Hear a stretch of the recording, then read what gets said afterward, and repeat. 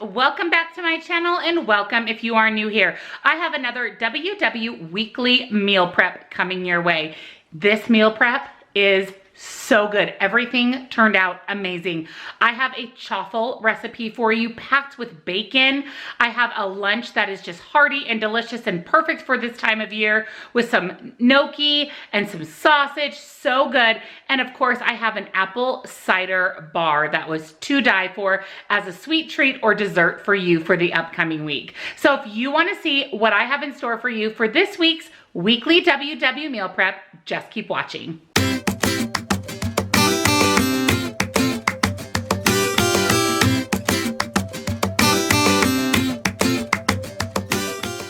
For breakfast this week, I'm going to be making bacon, egg, and cheese chaffles. I may make it into a sandwich. I just want to see how many chaffles I can get for my Smart Points. So let me show you what is going to be in my chaffles. You're going to need some eggs, pepper, nonstick cooking spray, onion, salt. I'm going to be using my little mini dash waffle maker. You can purchase these on Amazon. I do have them all linked in several colors in my Amazon store in the description box. Also, you'll need some center cut bacon and some fat-free cheese. So let's get the bacon cooked so we can start on the chaffles. So the bacon is going in the oven. I have mine set here at 400. So I'm just gonna put this in for just a few minutes until it is cooked. I like my bacon nice and crispy, so I'm gonna let it cook until it is crispy.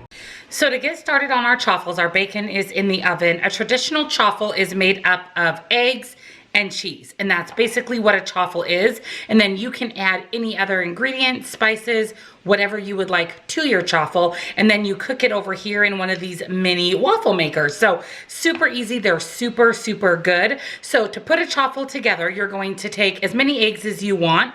I'm going to be doing 1 whole egg. And you're just gonna put that here in a bowl.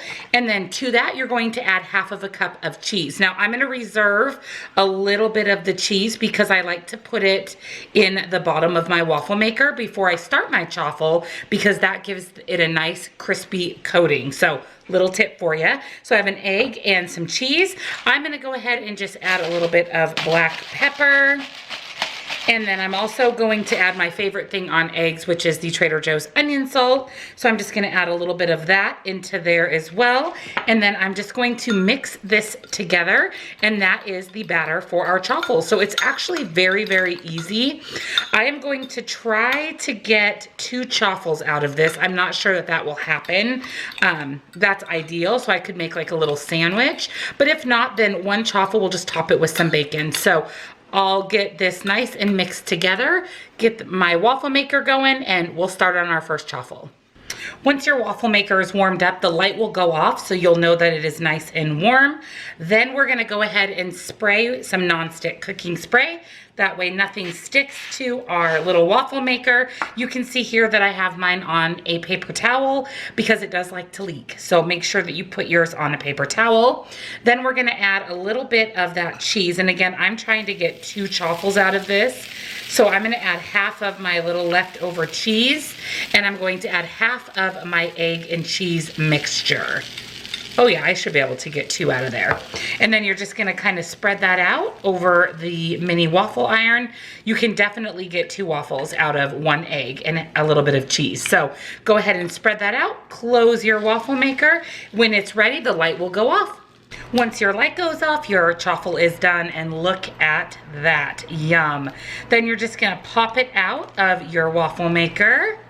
Ooh, and it's nice and crispy. And then I just put mine on a plate until I'm ready to assemble my sandwiches, but look at how good that looks. So then we're ready to make the second half. So same process, we're just going to spray, add the rest of our leftover cheese right to the bottom, and then add the rest of our egg and cheese mixture to make our second chaffle.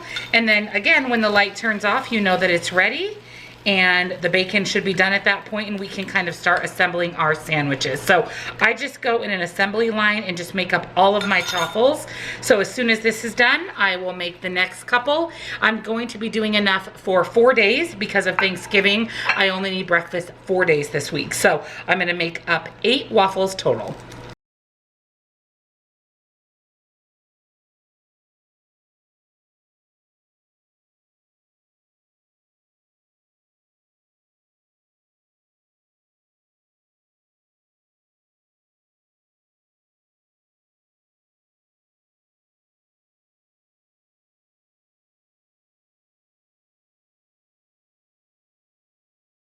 My crispy bacon is out of the oven. I'm just gonna go ahead and transfer it over here to a paper plate with a paper towel on it and soak up all that grease, and then we'll be ready to assemble our sandwiches. Look at how delish these look. So my bacon is done, as you saw. So it's just cooling so I can handle it.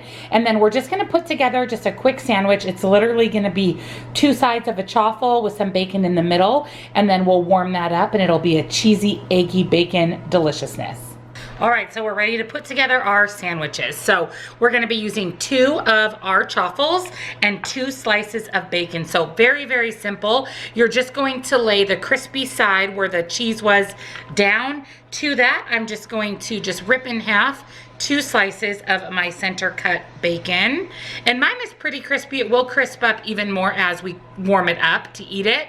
And then we're gonna take the second chaffle crispy side up and place it on top. And then basically, you guys, we have a bacon, egg, and cheese sandwich because it is full of delicious bacon, and then the egg and cheese chaffle. And then to each of my meal prep containers, I'm gonna be putting in a bag of blueberries. And this is basically my breakfast, maybe with a cup of coffee. So let's get these meal preps all assembled, and then I'll show you the completed breakfast. So here is breakfast for the week. So each day I'm going to be having one of my chaffle sandwiches. So for the points for my chaffle, it is 2 points for the egg and 1 point for the cheese. It would have been 0 points for the cheese if we only used a 1/4 cup, but I used half of a cup, so I'm counting that as 1 point. 2 for the egg because I am following the green plan, and then 1 for the bacon. So that is a total of 4 smart points. To my chaffle sandwich, I'm also going to be adding 1 smart point worth of avocado just for some extra healthy fat. So my breakfast sandwich with the avocado will be 5 smart points. And then I have some blueberries, of course, for 0. So it'll be 5 smart points total for this week's breakfast.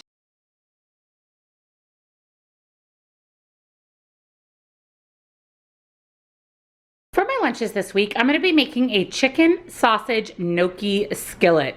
I've been craving gnocchi, and I found this recipe, tweaked it a little bit, and it should be so good. I am incredibly excited. So let me show you what is in this week's lunch. You're first going to need some all-purpose flour, light butter. I'm going to do the I can't believe it's not butter light, minced garlic, salt, and pepper. I'm going to use minced onion rather than fresh because it only calls for a couple of tablespoons, and I do want it fairly small pieces, so minced works really well for that. And then I'm using the Sam's Choice chicken apple sausage. This is from Walmart. It is only 2 smart points per link. The ingredients are amazing in this sausage. I'm going to be using 6 out of these 8 sausages. My recipe makes 6 servings. So chicken apple sausage, again, Sam's Choice. You'll also need some broccoli florets. These are just from Trader Joe's. And then I am using the Private Selection Italian gnocchi. This is from Fred Meyer. Private Selection is a Fred Meyer brand. This is the lowest points gnocchi I could find. You can have 1 serving, which is 3/4 of a cup for only 5 smart points. So not bad at all. So that is the gnocchi that I'm using. So let's get started on lunch prep.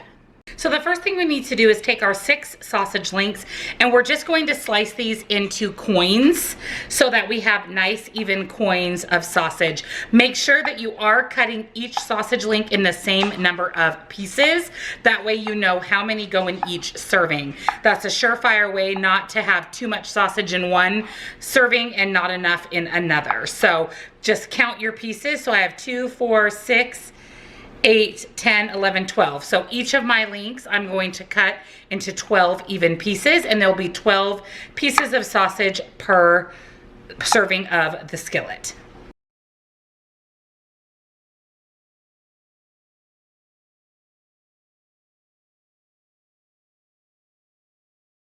You're going to bring a rather large pot of water to a boil. We want to use a large pot because when we are finished cooking our gnocchi, we're actually going to cook our broccoli or steam our broccoli in the same pot. So it needs to be large enough to accommodate our broccoli. So I have some water at a boil here.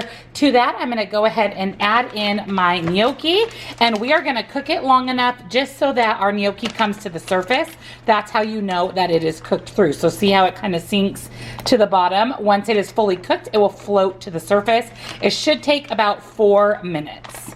My gnocchi is all floating on the top, so that means that it is cooked through. So we're gonna go ahead and drain this and then refill our pan with some more water so we can steam up our broccoli. So go ahead and refill your pan about a quarter or a third of the way full. We're gonna let this come to a boil, and then I have my steamer basket here. I'm just going to put that into my pan and add my broccoli in a lid, and it'll only be a few minutes before the broccoli is nice and steamed up. Once your water comes to a boil, we're gonna go ahead and leave it on high heat. We are going to put our steamer basket right on top of our pan, add in all of our broccoli, and then we're simply going to pop a lid on it and it'll steam up nicely. It'll take about 4 to 5 minutes. So my broccoli is nice and steamed. Look how good that looks. So I'm gonna go ahead and drain it. I'm gonna keep it in the steam basket with the lid on it. We do wanna keep it warm. And now let's get our skillet going for the rest of our lunch. To your large skillet, you're gonna go ahead and add 1 teaspoon of your light butter. We're also going to add a good amount of garlic, and we're also going to add in a couple tablespoons worth of minced onion, or if you did fresh onion, a couple tablespoons of your fresh onion. And we're gonna let this saute down just until everything becomes fragrant. Once your onion, garlic, butter is nice and fragrant, I went ahead and added my chopped up sausage, and I also added that steamed broccoli. And we're just gonna cook this down for about 5 to 10 minutes. Our sausage is pre-cooked, but we do wanna get it warmed through and brown and crispy. And in the meantime, we're gonna get another small skillet going to make a sauce. In my small saucepan, I have 1/4 cup of I Can't Believe It's Not Butter Light, a little bit more of my minced onion and garlic, about a tablespoon of each. We're gonna let this melt down, and then we're going to be adding in 2 tablespoons of flour, and we're gonna let this cook until it's nice and brown, and we'll add in our gnocchi. And my sausage and broccoli is coming along nicely. I'm just waiting for those sausage pieces just to get a little bit of a brown on them, and I am kind of breaking up my broccoli as I'm stirring through as well. So I just added in the couple tablespoons of flour. You can see that it's kind of a thick mixture. Again, we're gonna let this brown up a little bit, and we'll add back in our gnocchi.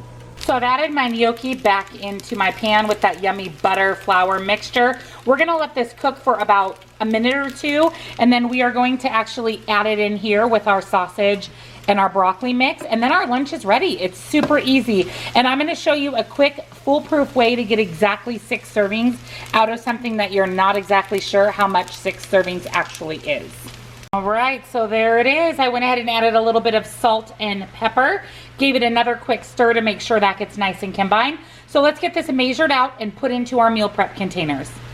The best way to determine an exact serving size is go ahead and add a bowl to your scale on grams, zero it out. We are going to add all of the gnocchi mixture to this bowl, and we're gonna see exactly how many grams it is and divide it by 6. So our entire batch is 1,408 grams, which is about 236 grams a serving. So I am going to remove 236 grams. So basically you can either zero this out and put your meal prep container on there and put in 236 grams, or you can reverse remove it and just deduct 236 grams off of the total as you're taking it out. So I'm gonna actually just zero it out, put my meal prep container on there, and add 236 grams. So I'll be back to show you what a serving looks like. I'm also going to be aware of 12 pieces of sausage per meal prep.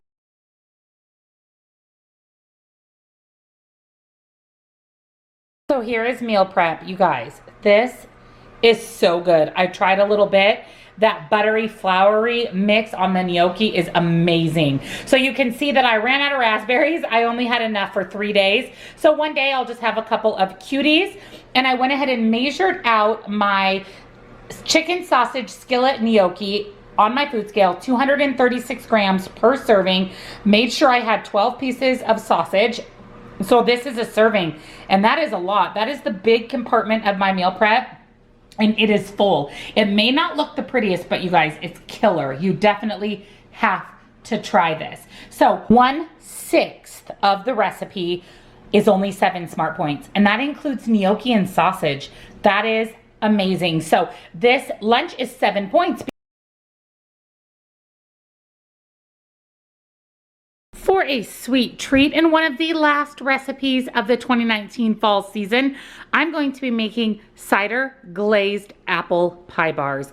Now these are decadent to the max, and if you just cut down the serving size, they work into WW. So I can't wait to share this recipe with you. So let me show you everything that is in our cider glazed apple pie bars. First, you're going to need some old-fashioned oats, powdered sugar or alternative. I'm going to be using this So Nourished 100% erythritol powder. Now, I've never tried this. I ordered this off of Amazon. We'll have to see how it is compared to some of the other powdered sugar options. I really like sucrin. I just wasn't ready to place a nutrition order yet. So I went ahead and ordered this one off of Amazon. For sweetener alternative, I'm going to be using my very favorite Lakanto monk fruit sweetener, oat flour, all-purpose flour, cornstarch. For a brown sugar alternative, I have the Sucrin Gold. This is my very, very favorite. This I do purchase off of the Nutrition website. So now I'm pretty close to being ready to place an order, so I'll definitely be adding in one soon. Same website that you order the Thinables, the Fiber Gourmet Pasta, the sugar-free honey. It's an amazing website. They have hundreds of WW-friendly products. This is a must pick up off of that website. There is a link down in the description box below. Click the link, it'll take you directly to the website, and you can spend a lot of time looking at all the amazing WW options. So Sucrin Gold from Nutrition. I can't believe it's not butter light. Salt, cinnamon. I'm going to be using the Dax pumpkin spice instead of nutmeg and cloves. I like this better. I think it adds a much richer, more hearty fall flavor than those other spices combined. Dax is all natural, no MSG, no salt. Fabulous if you watch your salt, fabulous before weigh-in. And this pumpkin spice is on point, you guys. It is so delicious. The only thing in this seasoning is cinnamon, spices, and honey. That's it. 3 ingredients, and I'm telling you, it is the best pumpkin spice powdered mix ever. I love it. Make sure you check out the Dax website. They have over 20 seasonings. If you use my code here on the screen, you'll get 10% off and free shipping. So head on over to Dax, check it out, pick up the pumpkin spice for sure. And then also I'm going to be using vanilla bean paste in place of vanilla extract. I'm going to make my own cider so that it is 0 points using the Alpine Spiced Cider sugar-free packet. You'll also need a lemon and 2 apples. So let's get started on this delicious dessert. So the first thing that we need to do is go ahead and peel and dice up our 2 apples. We're also going to juice about a tablespoon of lemon, which will probably be both of these small slices of lemon. So let's do that so we can get started on making this delicious dessert.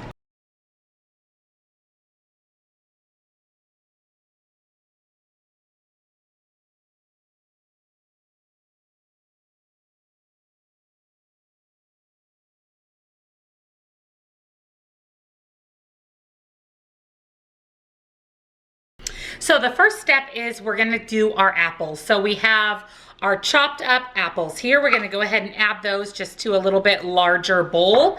To that bowl, we're going to add that freshly squeezed lemon juice, which is about a tablespoon or so of that. And then we're also going to add about a ½ teaspoon worth of our cinnamon powder. And then I've got my tablespoon here to do 1 tablespoon of cornstarch. So we want to do 1 of those. And then we also want to do 1 heaping tablespoon of our brown sugar. So I'm actually going to put that in there and get a nice big heaping tablespoon out of our Sucrin brown sugar.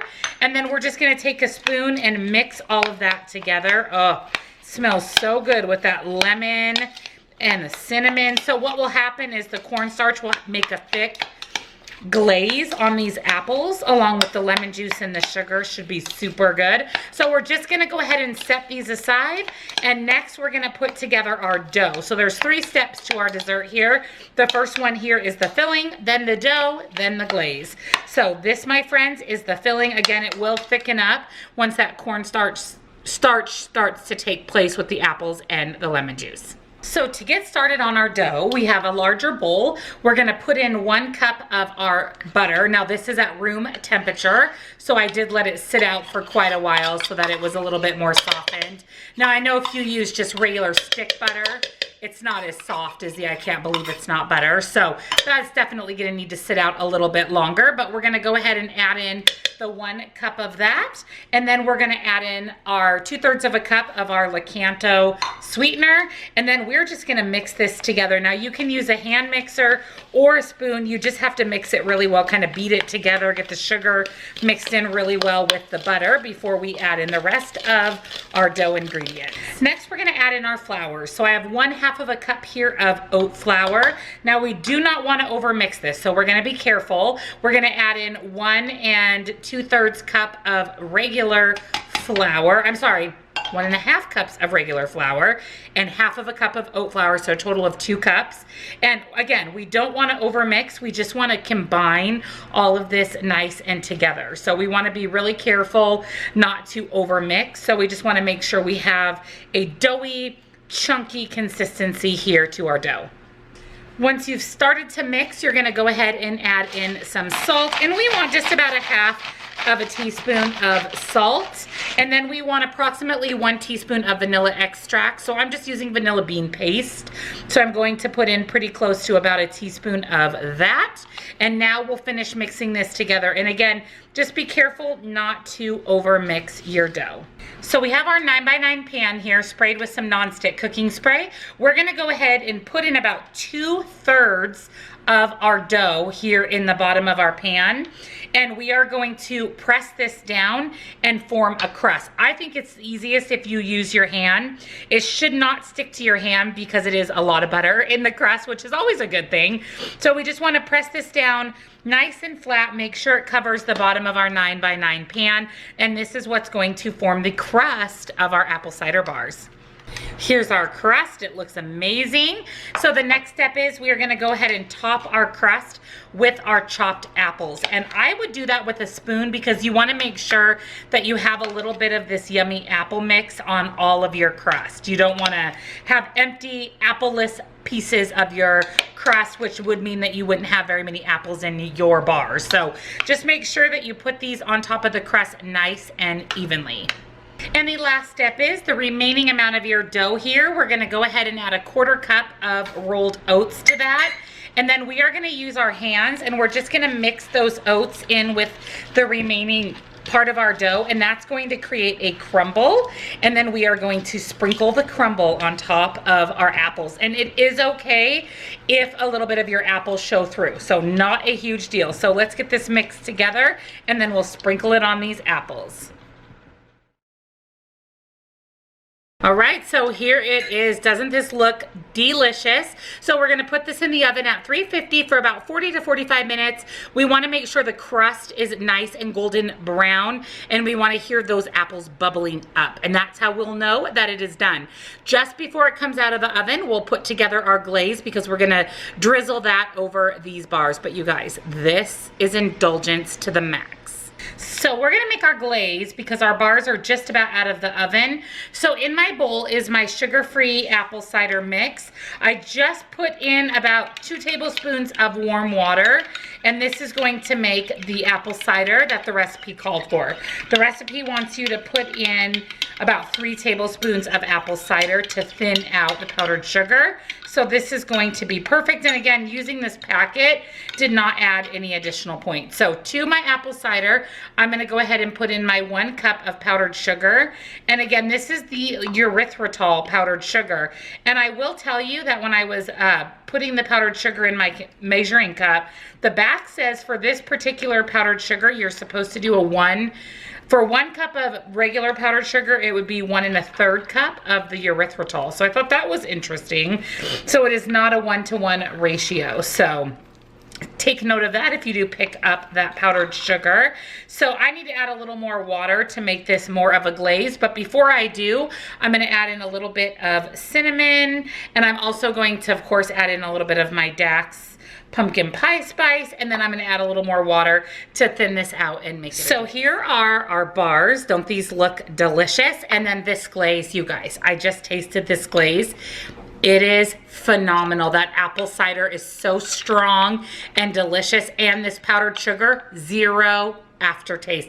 Highly recommend. I will link it in my Amazon store down in the description box if I can find it again on Amazon, because It was really inexpensive and it is delicious. So what we're going to do, you can see my glaze is the perfect consistency. We are just going to drizzle this over the top of our bars, and we're going to go ahead and drizzle all of the glaze until it is gone, and then we'll allow these to cool just a little bit more, and we'll cut them into bar sizes. And I'll give you a couple of options of the size of bar. You can tailor it a little bit more towards the number of smart points that you would want to use for it, but oh my gosh, this glaze alone is amazing. Like, I can only imagine how good this is going to taste with the glaze and the delicious apples and that crumb topping. Oh, I'm so excited. So I'm going to let this sit aside for just a little bit until it's fully cooled, and then I'll cut it up and give you the smart points.